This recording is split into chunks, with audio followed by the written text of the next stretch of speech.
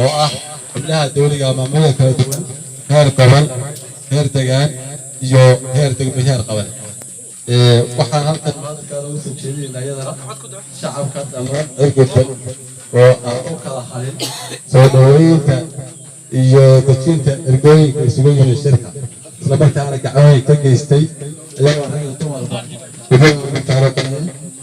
ummadda sidaa waxay u qabanayay aad bay umaadsan yihiin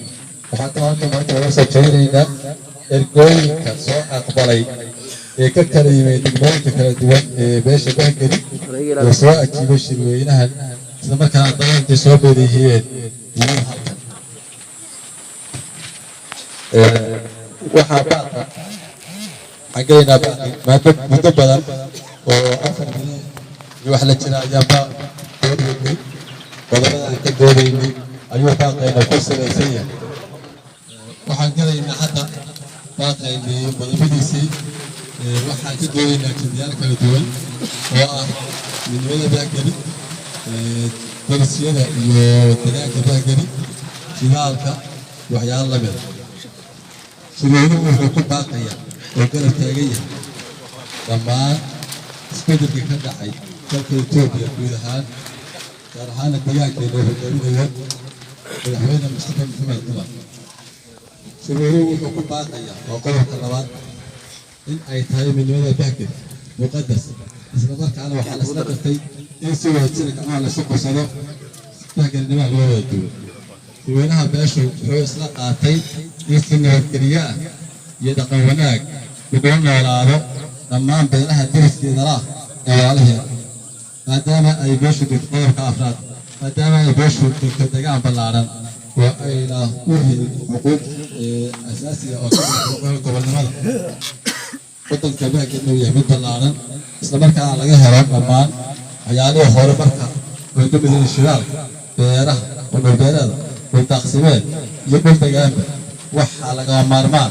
in loo helo toba iyadoo loo marayo waddooyinkii sharciga ahaa ee dowladda shuruucdeeda waafaqsan shirweynuhu wuxuu ku baaqayaa oo soo jeedinayaa in ay shacabka bahgeli helaan xuquuqaha shidaalka ee international heer caalami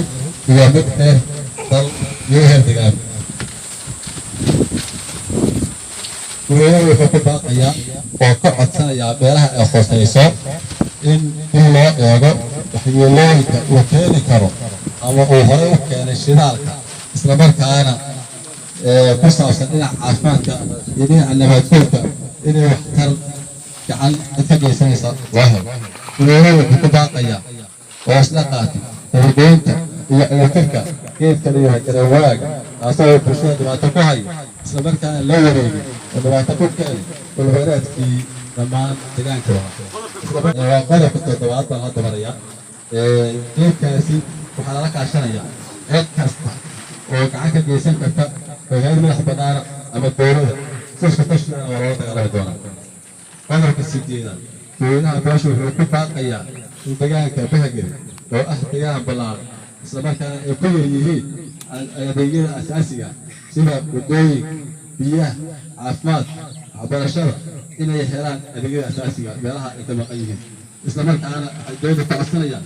in adeegyadaas loo fuliyo qodobka 9 shirweynuhu wuxuu ku baaqayaa inay ka qayb qaataan beesha bahgeli horumarka isku hatashadaan isla markaana ay abuuraan iskaashatooyin beeraley oo wax soo saar si looga baxo waxnimada iyo baryada qodobka 11aad shirweynuhu wuxuu ku baaqayaa in laga digtoonaado iyadoo lala kaashanayo xubnaha caafimaad iyo wacyigelinta caafimaad cudurkan aafeeyey wadamo caalamka ee coronavirus isla markaana kasoo gudbi kara xuduudaha iyo meelaha inagu xeeran shirweynuhu wuxuu ku baaqayaa in la helo deegaan beesha bahgeli soo noqoto xoolo dhaqato beeraley oo looga baxo nidaamka reerweynimo ee hebeguuraaga in la sameeyo deegaano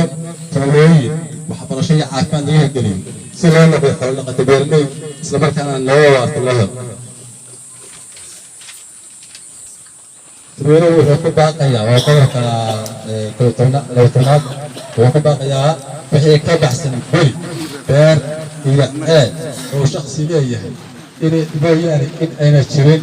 والبهجري وحوالي بهجر هذا ولكن ليه إسلام كان عاد أما قبيل أنا شرين كنا حوالي بهجر هذا سي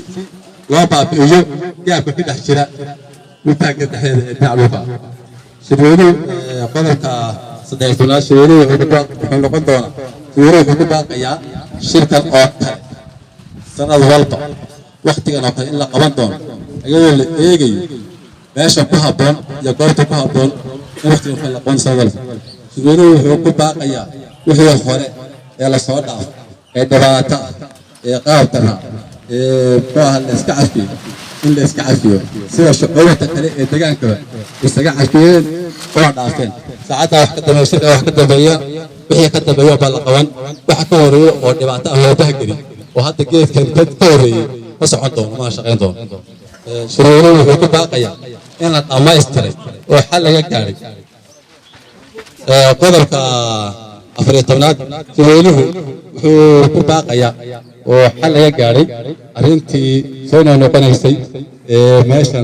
ماشان يهدريالي أيضا حل بالي قاري ساعتها لقى بلانا وح دبعتها وكسي تجنان دون أما أشوف كسي تجنان دون نفس السوى وتنما والنراشة أجل كل بي. والسلام عليكم ورحمة الله وبركاته.